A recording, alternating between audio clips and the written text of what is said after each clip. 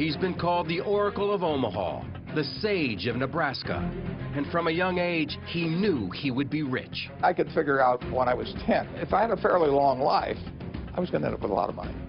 He was right. 70 years later, he was the richest man in the world, a tycoon with a rock star aura. I've never known anyone as focused as he is. It's amazing. He wants to be the best he can be at what he's doing. And what he's doing happens to make a lot of money. Warren's very young and energetic. Warren is super interested in the latest things going on, and there's so much that you just absorb from Warren's approach to things. But among all those winning bets, there have also been dramatic brushes with financial disaster. Both the company and I personally promised Treasury that we would aggressively help them in finding out anything we've done wrong in the past and to make very sure that it doesn't happen in the future. I was scared. I was scared stiff. There were a lot of people that wanted us to go out of business over that weekend, and I didn't know what was going to happen. And behind his folksy demeanor, there's one of America's shrewdest and toughest businessmen. You don't make $40 billion by being Mr. Rogers or by being one of the Muppets. Warren takes no prisoners when it comes to a negotiation. He uses every bit of leverage that he can.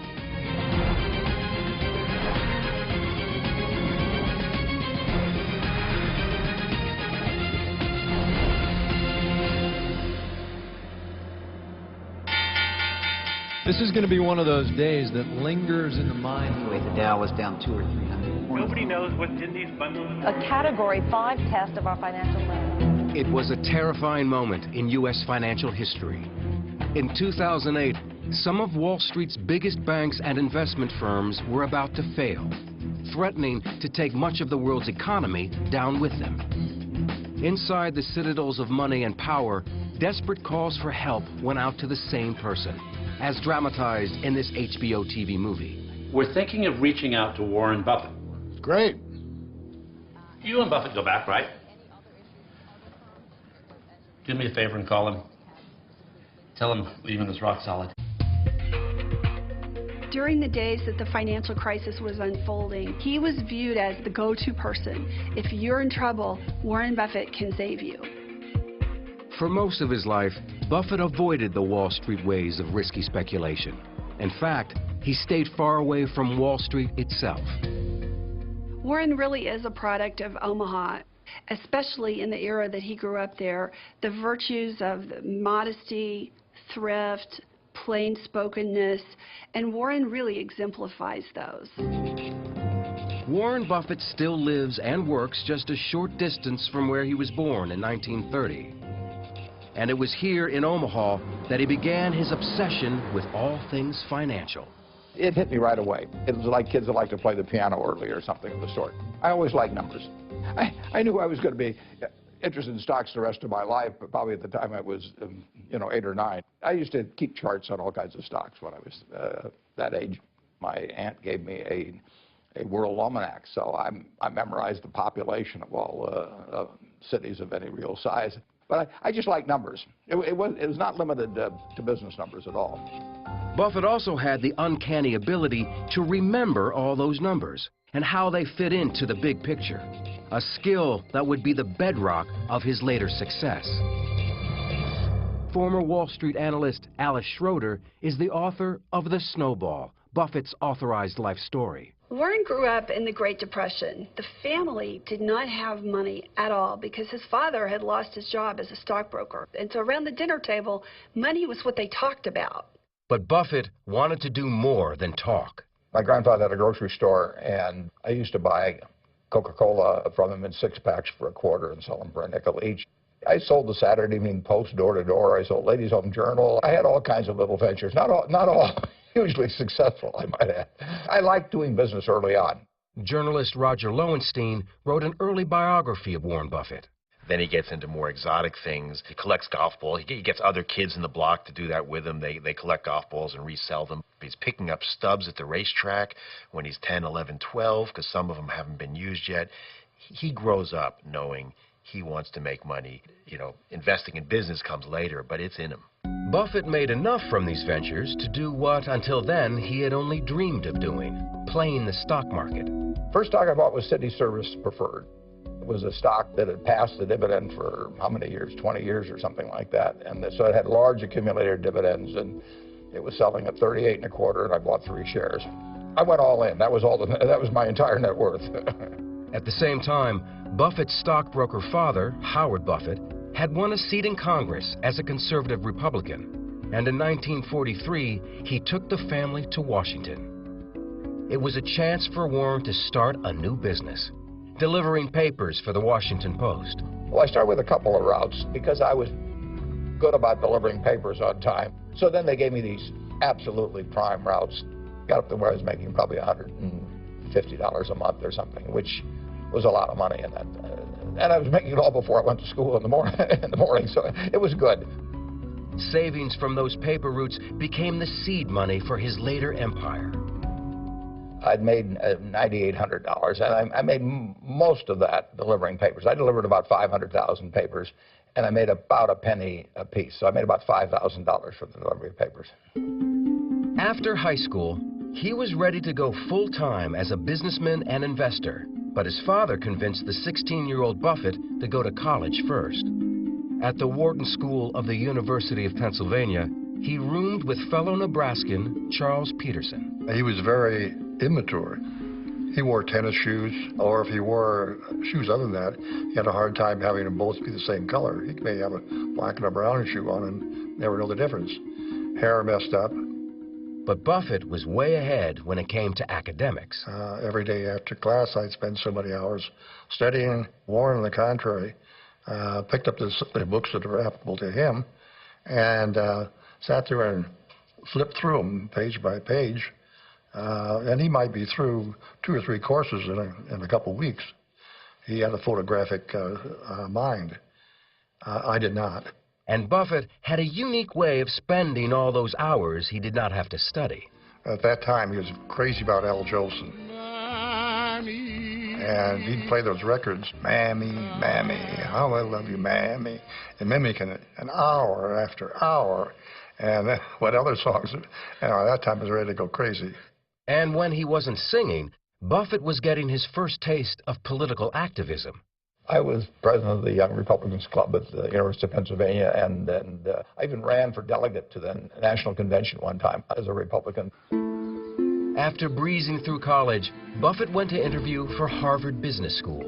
I was 19 at the time, and the fellow spent about 10 minutes with me, and he said, you better come back again later. It was very clear I'd flunked the interview.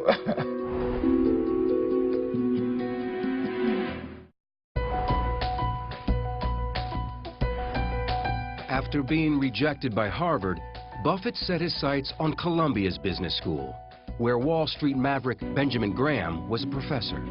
Graham's investment philosophy was simple, but it defied conventional Wall Street wisdom. Many people take their cues as to what to do from what the market itself is doing.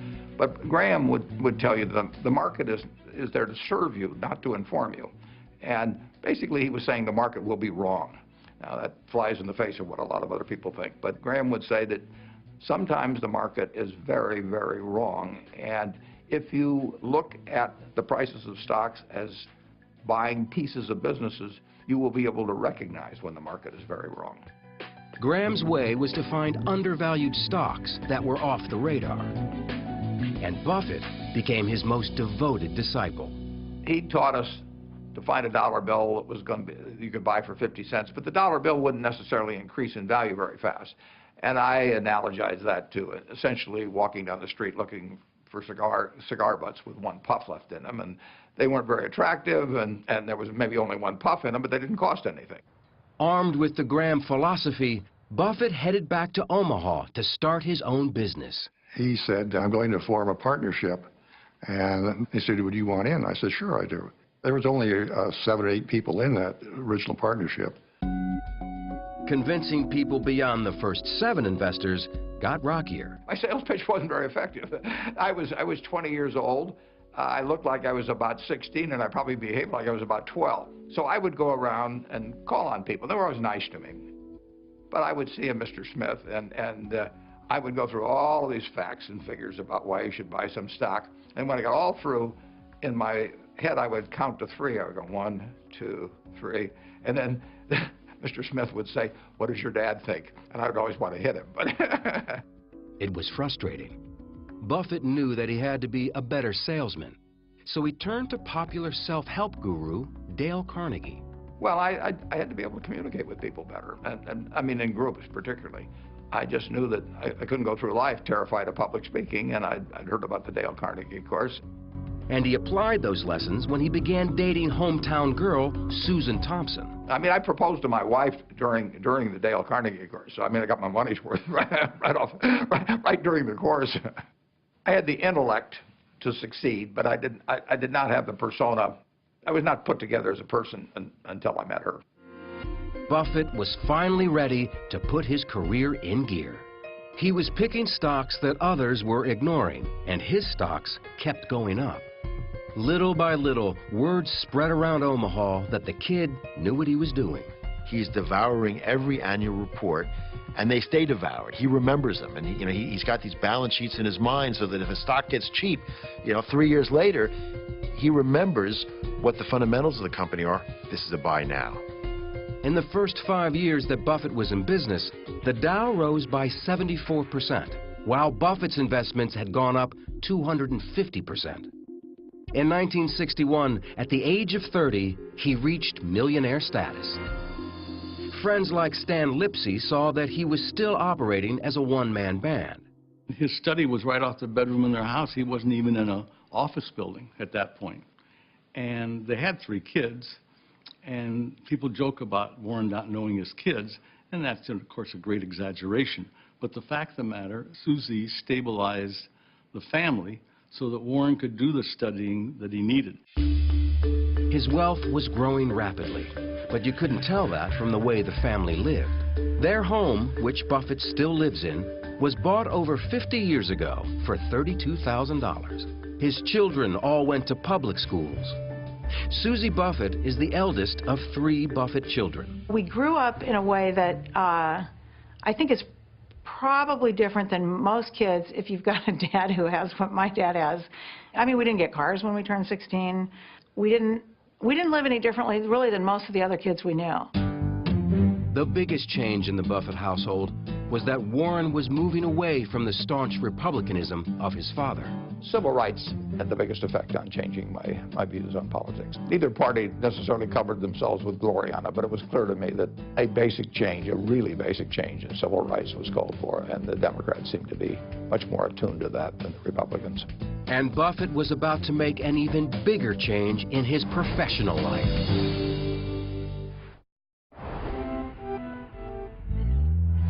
In his 30s, Buffett wanted more than just being a stock picker. He wanted to find companies that he could buy a controlling interest in, and he found one 100 miles away in Beatrice, Nebraska. Dempster Mill was a company that was really not doing very well. It was in the windmill business.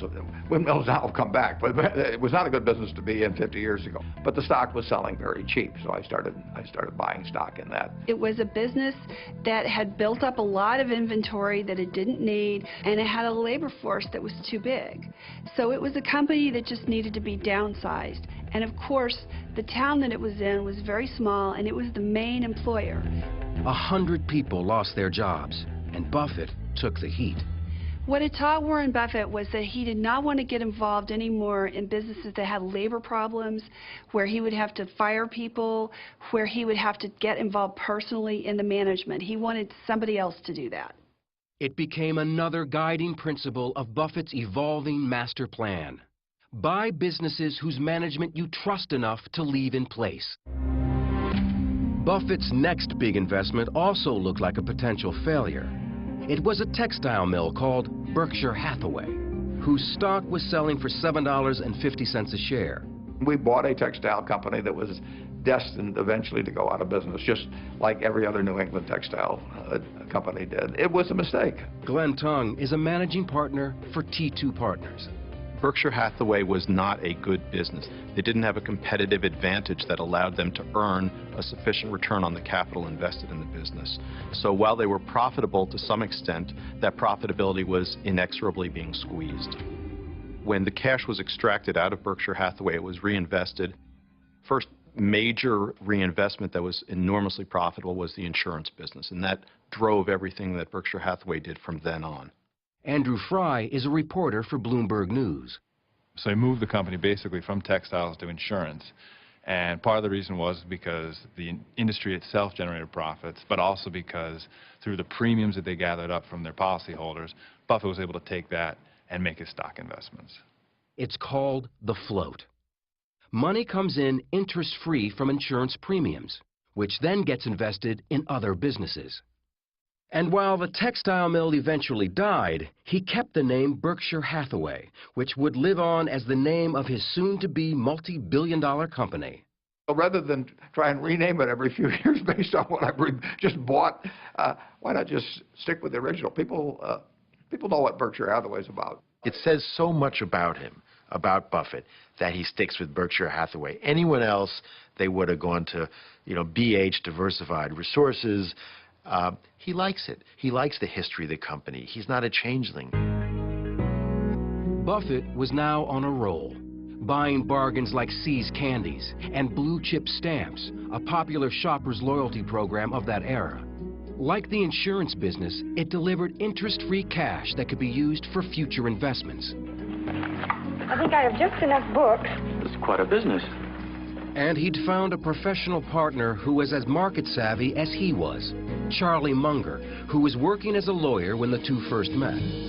Well, Charlie Munger actually grew up a half a block from where I live. He worked at my grandfather's grocery store, as did I, but he was 6 years older, and I never knew him at all in Omaha.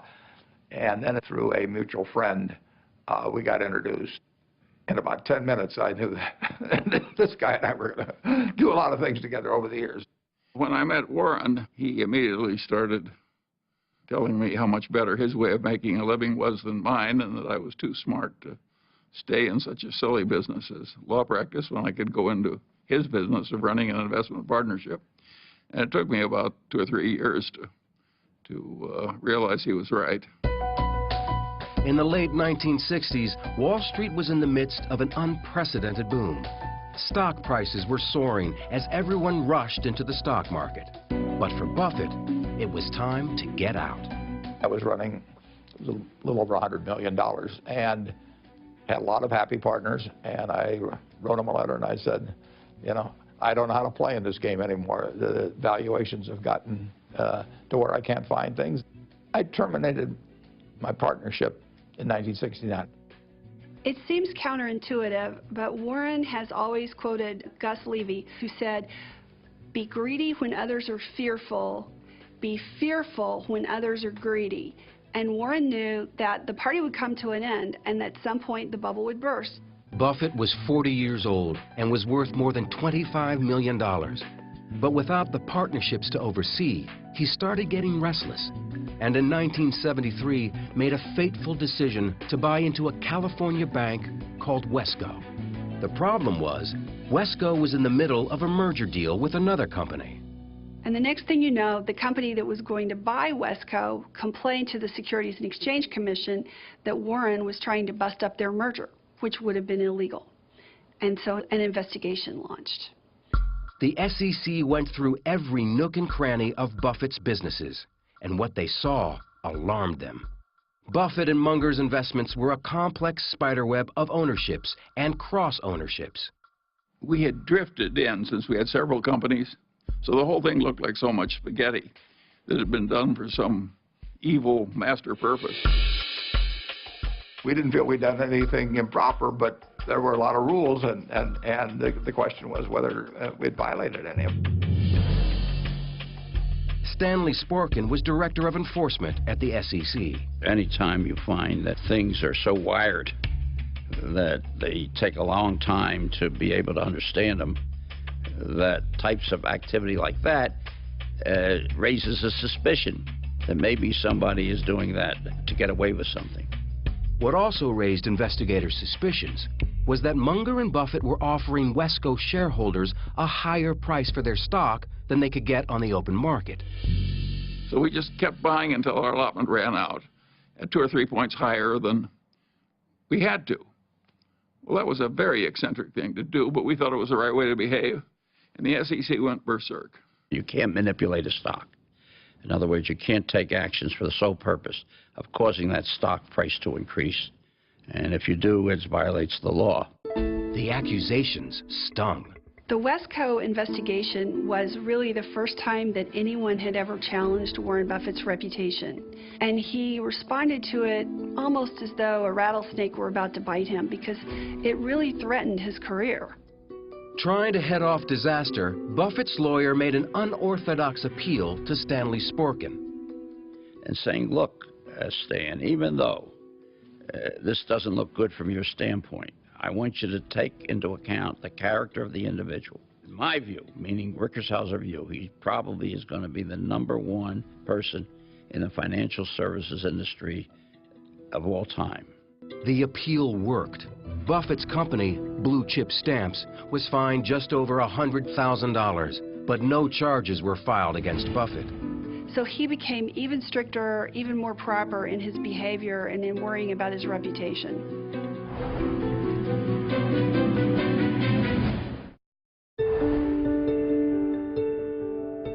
In 1973, Berkshire Hathaway's stock price hit a new high of $93. Its profits driven mostly by their insurance businesses. Buffett also owned stakes in banks, clothing makers, and candy factories. But there was one business he was passionate about owning. I love newspapers. I mean, I started reading newspapers. You know, my dad would bring them home when I don't know whether I was 6 or 7 or 8, and it was the first thing I'd grab. You know, my sisters would grab them too. We all like to read. His first newspaper purchase was an Omaha weekly called The Sun. The Sun was a very small business. I mean, it had never made any money at all. Stan Lipsey was the publisher of Sun newspapers. We were a weekly publishing against a daily, so we had to initiate stories, hopefully investigative pieces, and we'd sit there and brainstorm what we could do. At one meeting, Buffett suggested doing a story about Boys Town, a legendary home for orphan boys located just outside Omaha, and made famous by the 1938 movie with Spencer Tracy and Mickey Rooney. 4,000 boys have passed through this city of little men. It was sort of common knowledge around Omaha that the money was pouring in there, and the number of boys had gone down. They'd had 1,000 boys at the peak. And now I knew the population had gone down, so I thought there was a story there. Buffett knew that charities like Boys Town had to disclose their net worth in a federal form called a 990. So Warren said to us, go to Washington and get the Boys Town's 990, and you'll have a lot more information. And that was about the most important piece of information we could lay our hands on. That led to the headline, which was 700 boys with $209 million, and the kicker, the overline was Boys Town, America's richest city. The story won a Pulitzer Prize in 1973, a rare honor for a local weekly newspaper. There was a phone call from Stan Lipsey, and he said, we won the Pulitzer on this. It was a big day. Buffett now had a taste of the big leagues, and he wanted more. He set his sights high on the influential Washington Post. They had a virtual monopoly. There was one competitor that was going to go out of business soon in Washington, D.C. It's a town hooked on news, so what more could you ask for? And in addition to that, it was the paper that he had an association with as a teenager, delivering the paper. At first, Buffett wasn't sure how much he wanted to invest. Then, the Washington Post broke the Watergate story, and President Nixon inadvertently made his decision easier. 1973, the stock had gone down a lot, partly in response to the fact that the Nixon administration had sort of declared war on the Washington Post.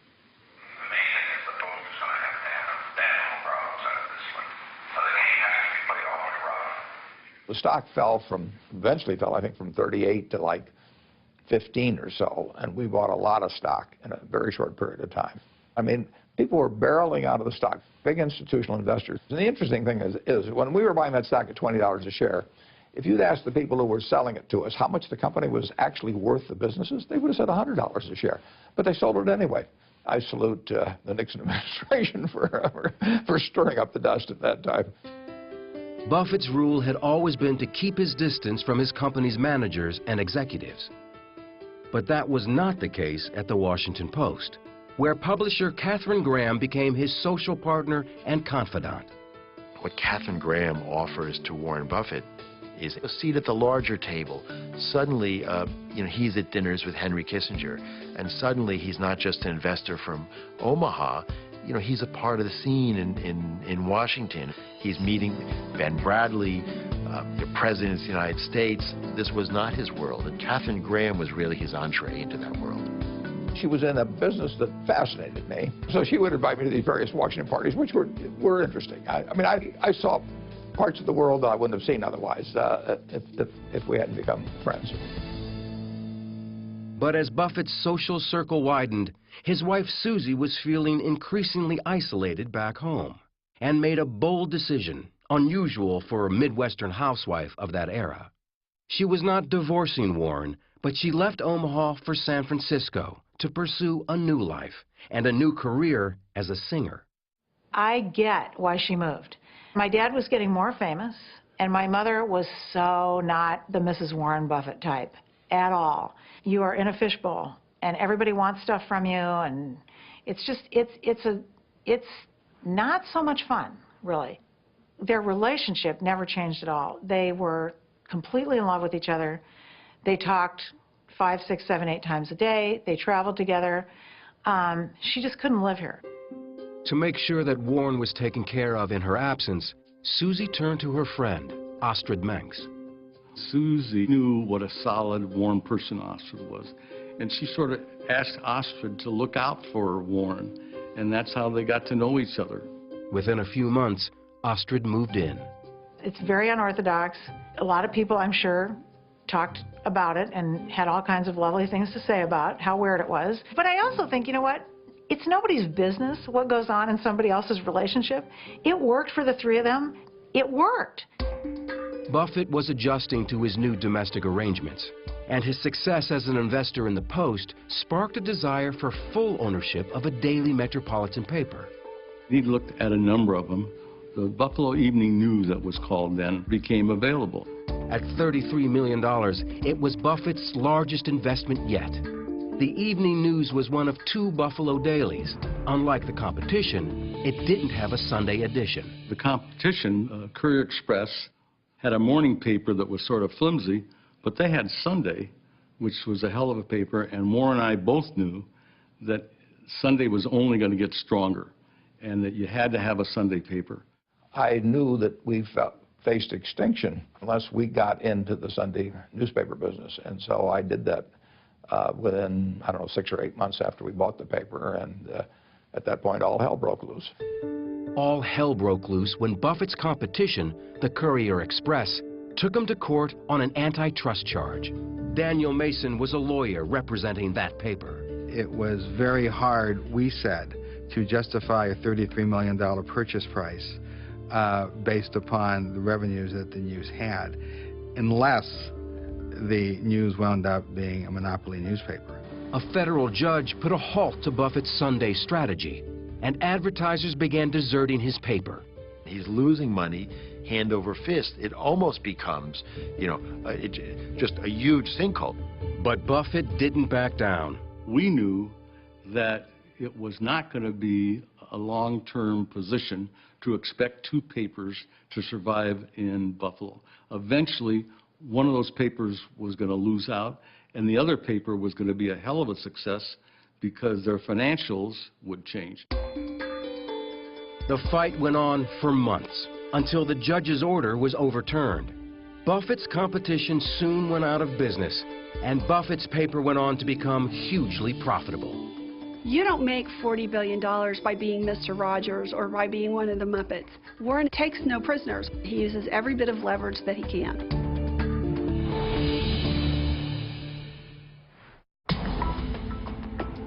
In 1985, Berkshire Hathaway stock was $2,000 a share. Buffett was now a billionaire. That same year, he made history yet again when he helped finance Capital City's takeover of the American Broadcasting Company. It was the biggest media deal ever, and one that also led to guest appearances on ABC soap operas. Warren, are you thinking of buying out a cosmetics company? Oh, Erica, I'd never dream of going in competition with you. Oh, well, that's a relief. But home was still Omaha, and Buffett saw himself standing apart from the high-flying ways of Wall Street. He was famous for sayings like, if you want to make a lot of money, hold your nose and go to Wall Street. And he had a sign in his office that said that Wall Street was about bulls, bears, and bum steers. But in 1987, Buffett decided to invest $700 million in what was then the nation's largest investment house, the powerful Salomon Brothers. So when he invested in Salomon, which was the classic quintessential Wall Street firm, people said, what is Warren doing? But what always happens with him is if the chance to make money is big enough, some of these concepts sort of get put by the wayside. But a few years after Buffett's initial investment, Salomon got into big trouble. It turned sour when I got a call in August of, I guess, 1991. They sort of hinted to me about the problems that were coming. A trader named Mosier had done some very bad things in the U.S. government bond market. Those bad things included illegal moves by that Salomon trader to corner the bond market by using unauthorized accounts to increase Salomon's share and force out their competitors. Derek Morn was a vice chairman at Salomon Brothers. Though he had no involvement in the scandal, he was appalled at what was happening. To me, it was clear that we'd broken the law. We'd interfered with the workings of a critical market, and that the Treasury and the Fed would be less than amused. But the worst was yet to come. Salomon executives found out about the deception, but delayed in reporting it to the authorities. That understandably infuriated the U.S. government, the Federal Reserve, the U.S. Treasury, everybody, when it was found out that they hadn't promptly acted. As CEO of Salomon Brothers, John Goodfriend was taking the blame for the mess. I remember it vividly. When you make the front page in the right-hand column of the New York Times and you picture, but you're a fool, which I probably was, my disrepute became national. Should have been one of the worst days of my life, and probably was. I told Tom Strauss and John Meriwether that we had to go. Talk on Wall Street that Salomon's top officials were offering to resign to prevent the firm's possible debarment as a primary dealer in Treasury securities. The CEO had departed the scene in the company of his lawyers. We were effectively decapitated. In the meantime, this highly leveraged institution is floating in free space. Goodfriend made one last desperate attempt to salvage the company with the only solution he had left, a phone call to Omaha, Nebraska. And he says to Buffett, I'm going to have to resign. We need you to come in and be the CEO. Goodfriend needed someone who both had the confidence of the government and in some larger way the confidence of America to say, yes, this is the Wall Street guy we trust. And literally there was only one person in America who could fit that description, and that was Warren Buffett. And I wasn't involved in the thing so that I was not tainted. The hope was that I would be credible with all the people that were mad at us. There were a lot of them. When Buffett arrived in New York, the company was in a state of panic. There's no future and there's no present for an indicted financial firm. The firm would have folded. I was very clear, and I advised Warren of what the consequences would be, which not only that the firm would fail rapidly, but that there would be significant systemic impacts on other institutions. Buffett was now helming a company about to go down in disgrace. Warren used to say that it takes a lifetime to build a reputation and 5 minutes to lose it. And he was afraid that Salomon could be that 5 minutes for him.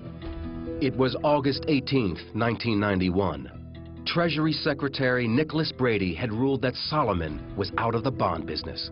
It was announced at about 10 in the morning on a Sunday. The U.S. Treasury had knocked us off the list of really acceptable people, primary dealers. That would have been a death blow to the company. So I had to get that changed by the time Tokyo opened. He only had a few hours.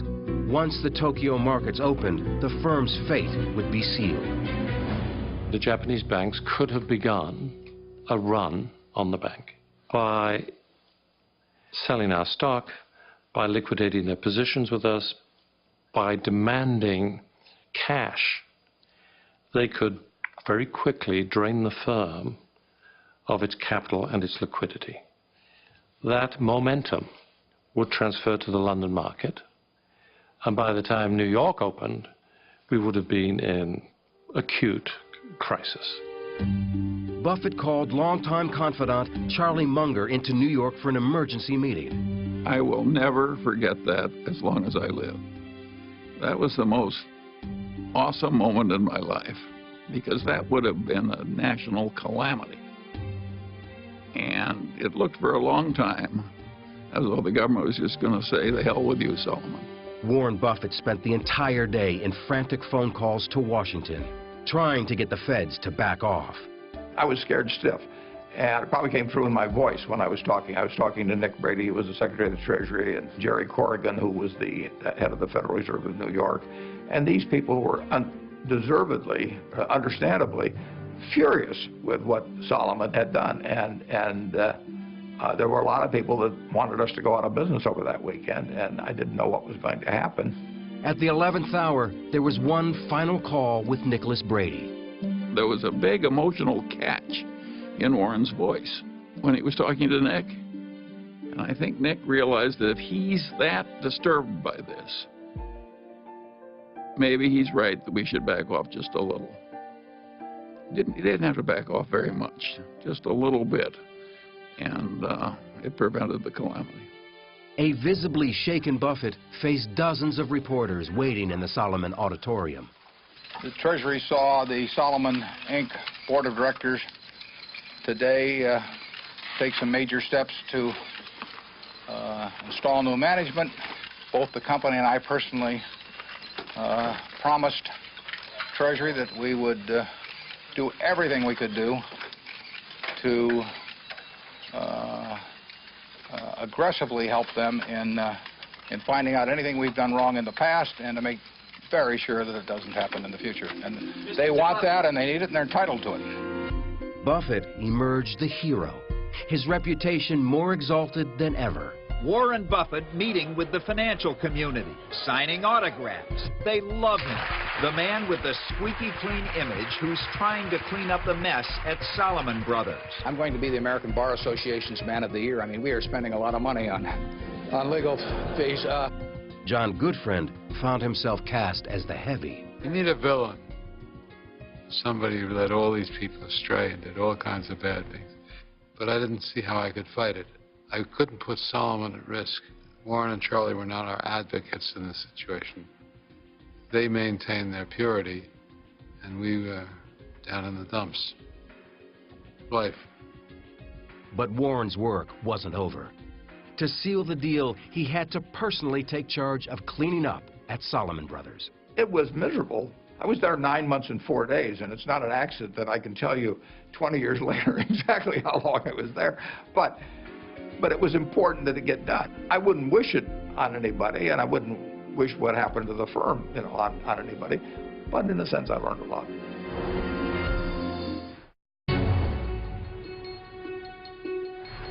In 1993, Berkshire Hathaway stock hit $17,000 a share, and Buffett was world famous. But no amount of global traveling could change some of Buffett's ingrained habits. Let's talk about Warren's diet. Here are the vegetables he'll eat. Corn on the cob, French fries, hash browns, and the fruit would be banana cream pie, strawberry shortcake. I think that's the end of the fruit. He also drinks, you know, several cherry Cokes a day. I've never in my life, and I'm not kidding, seen the man drink a sip of water, ever. When he went to China, he took a pile of coupons from McDonald's with him, and that he's in China for however long it was, and he ate McDonald's hamburgers. The 1990s and 2000s would be the era of Berkshire Hathaway's greatest expansion. Brought into the corporate fold was the nation's biggest furniture store, a leading mobile home manufacturer, Fruit of the Loom underwear, Benjamin Moore paints, Dairy Queen, Geico Insurance. Over 70 companies in all, with a combined 250,000 employees. If you look at the assembly of businesses that Berkshire represents, It's businesses that have been handpicked by Warren Buffett into his holding company that's reaching a level of recognition that many people in America never get to. He loves to use the expression that it's his canvas, and he, you know, like Picasso, he wants to paint, to work on that canvas as long as he is able, you know. That's what it's all about for him. Two of Buffett's new investments made headlines by flying in the face of conventional market wisdom. He bought his hometown newspaper, the Omaha World Herald, and he bought the Burlington Northern Railroad.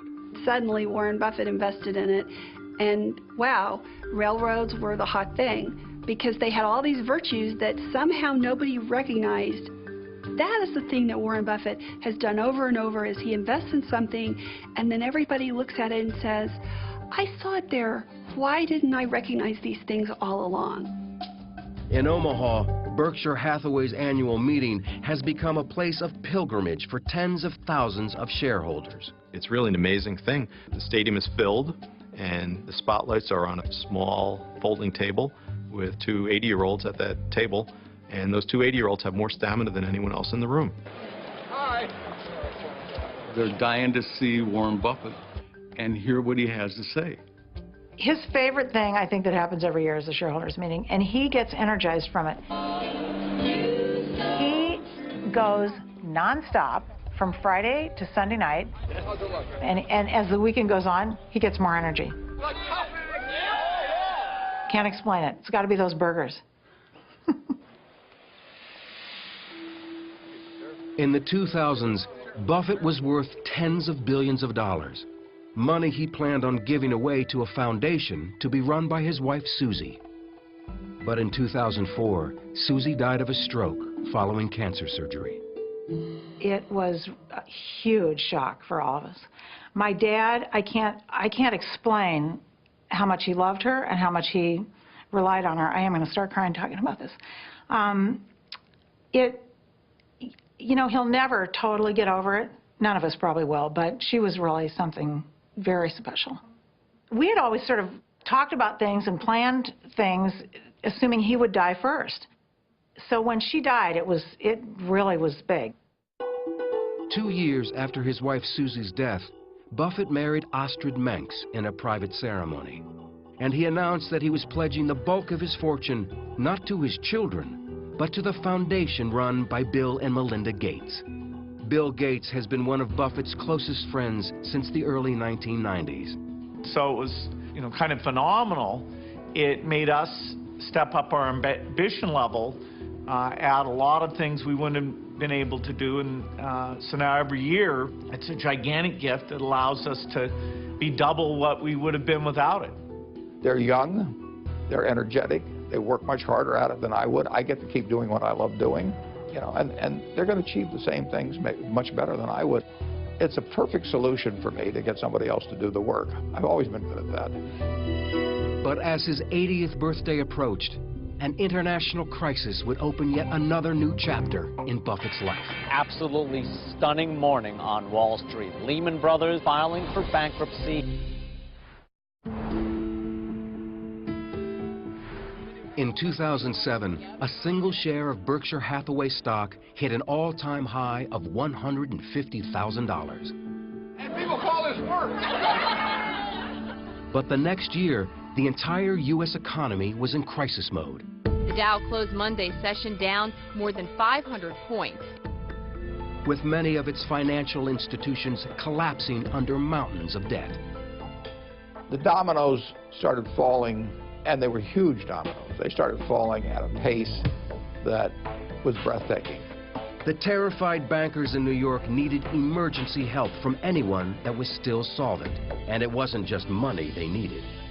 Warren Buffett is one enormous good housekeeping seal of approval. And if he's putting money into a situation, they're going to assume that he's intelligent enough to be making that investment because he thinks he's going to generate a satisfactory return off of it. And that will calm people's fears when fear is at its highest. Among the businesses that received lifelines from Warren Buffett were Goldman Sachs, GE, and later, Bank of America. If you have, Warren Buffett giving you that imprimatur saying, I have faith in the company, the market will recover, and, eventually it did. In 2011, Warren Buffett was awarded the Presidential Medal of Freedom. He's demonstrated that integrity isn't just a good trait, it is good for business. But who will succeed this financial icon at the head of Berkshire Hathaway? In 2011, the man seen as Buffett's heir apparent was caught in a scandal. High-level executive David Sokol was buying stock for himself in a company called Lubrizol, while pitching Lubrizol as a Berkshire acquisition. He should have disclosed it to me initially, and then I would have had him sell it or do something of the sort, or we wouldn't have bought the company. I mean, it just was not something that should have been held back. David Sokol left the company, and that crisis ended. In 2012, Buffett announced that he was being treated for prostate cancer, and that he's identified his successor at Berkshire. But that name has not yet been made public. What he has made public are the political and economic causes that he feels passionate about. I think in the last couple years, he has seen some places where he thinks if I open my mouth, it might make a difference. What he's most vocal about is what he sees as the inequities of the tax system, something that's come to be known as the Buffett rule. There's all kinds of ultra-rich who pay normal taxes, but there's a small segment, but you can find them very easily, who pay very low taxes, including me. He considers himself, you know, lucky to have been born in America at this time in history.